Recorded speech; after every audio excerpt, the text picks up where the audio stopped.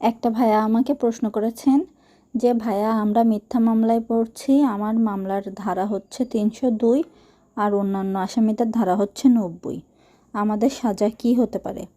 এখানে ভাইয়া আপনি কোনো আইনের নাম উল্লেখ করেননি যে কোন আইনে মামলা হয়েছে, তবে আমি ধরে নিচ্ছি যে আপনার মামলা হয়েছে দণ্ডবিধির 302 ধারা এবং 90 ধারাতে। সেক্ষেত্রে 302 ধারার শাস্তি হচ্ছে মৃত্যুদণ্ড অথবা যাবজ্জীবন কারাদণ্ড প্লাস অর্থদণ্ড।